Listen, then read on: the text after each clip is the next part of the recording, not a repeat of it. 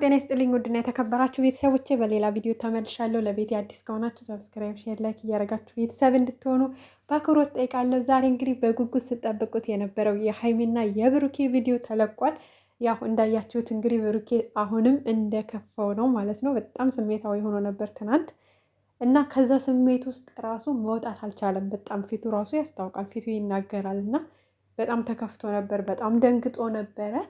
ያ ድንጋጤ ደግሞ አድሮም አልለቀቀውም። እንግዲህ ዛሬ ያው ትናንት እንግዲህ ሳያገኙት ነው ማለት ነው ወደ የቤታቸው የሄዱት እና ዛሬ እንግዲህ ቁርስ ሳይበላ ምሳ ሳይበላ ሁሉ ተኝቶ እንደዋለ እና በጣም እንደከፋው እንደደበረው ነው እንግዲህ ሀይሚ እየተናገረች የነበረው።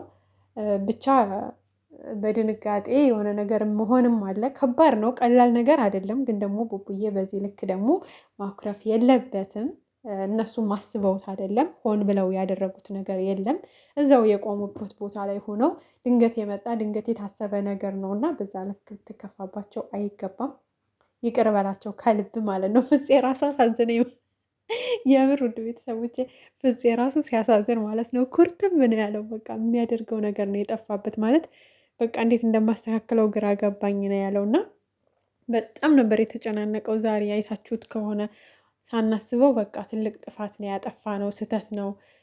ያው ብዙ ሰው ደግሞ እንደዛ ተናዶ መኪና መንዳት አልነበረበትም። የሆነ አክሲደንት ቢያደርስስ ኑሮ እሱ ላይ የሆነ ነገር ቢሆን ኑሮ እንደዚህ አይነት ያው የተለያዩ ሀሳቦች ተሰጥተዋል።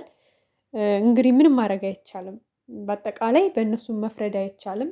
በቃ ድንገት አንዳንዴ ሳታስቡት ከባድ ነገር ይፈጠራል። ሳታስቡት ደግሞ ድንገት ደስ የሚል ነገር ይገጥማል እና ልክ እንደዛ አስቡት። የትናንቱ ክስተት ነው ማለት ይቻላል። ማለት በቃ እዛው እነሱ ያሰቡት ጥሩ ነገር ነበረ፣ ግን ደግሞ ነገሮች ተቀይረው ያው በሌላ መልኩ ሆነዋል።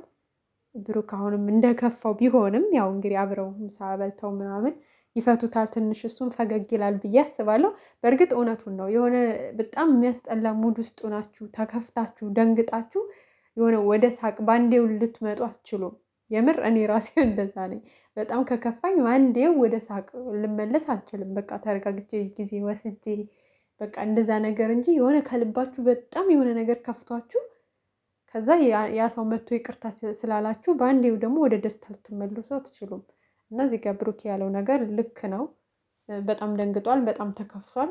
ከዛ ስሜት ውስጥ ወጥቶ ደግሞ በአንዴው መሳቅ መደሰት አይችልም። የሁሉም ሰው ጸባይ ይለያያል። አንዳንድ ሰዎች ደግሞ ትንሽ ነገር ያስደስታቸዋል፣ ትንሽ ነገር ደግሞ ያስቃቸዋል፣ ያስደስታቸዋልም ያሳዝናቸዋልም። አንዳንድ ሰው ደግሞ በቃ አላድል ደስታው የሚቆይ ሆኖ ደግሞ የሆነ ሰዓት ላይ ችግር ወይ ሀዘን ሲገጥሙ የሀዘኑ ደግሞ የሚቆይ ቶሎ የማይወጣለት እዛ ስሜት ውስጥ ቶሎ የማይወጣ ብዙ ሰው አለ እና የሁሉም ስሜት የተለያየ ነው። እንደ መልካችን እንደ ቁመታችን ሁሉም ሰው ጋር ስሜት የተለያየ ነው እና ብቻ ያው ከባድም ቢሆን ግን ደግሞ ያው ቀለል አድርገን ካላለፍነው ነገሮችን ካከበርናቸው እንዲውሉ እንዲያድሩ እድል ከሰጠናቸው ያው እነሱ በዛው ይመቻቻሉ ማለት ነው። ማለት ይሄ ያለ አይደለ መጥፎ ነገር ሰይጣን ይወዳል አይደለ?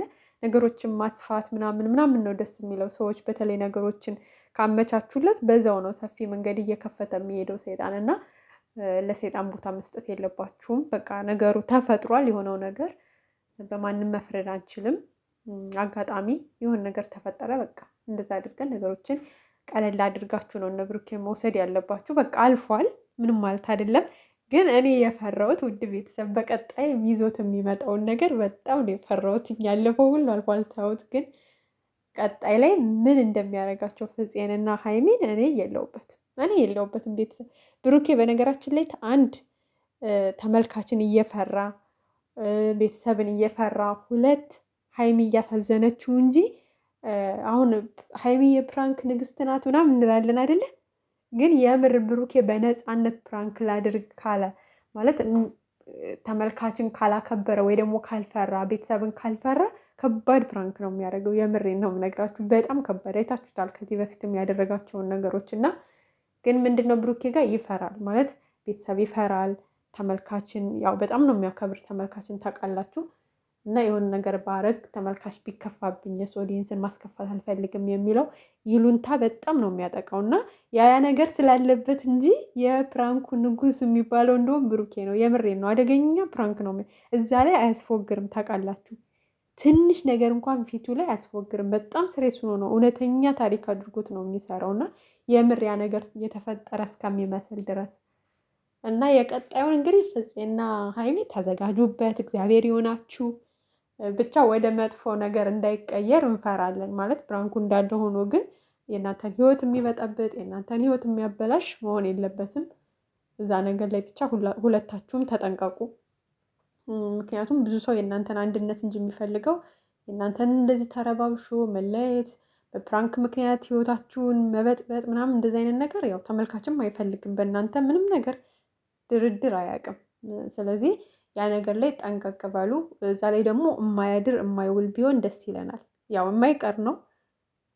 ነገ ከነገ ወዲያ ይመጣል ብላችሁ እንዳታስቡ። አረሳስቶ ቀስ ብሎ ነው የሚመጣው። ግን ደግሞ የእናንተን ህይወት የማይበጠብጥ የማያድር ፕራንክ የአንድ ቀን ከባድም ቢሆን የአንድ ቀን ቢሆን ጥሩ ነው ብዬ ነው የማስበው።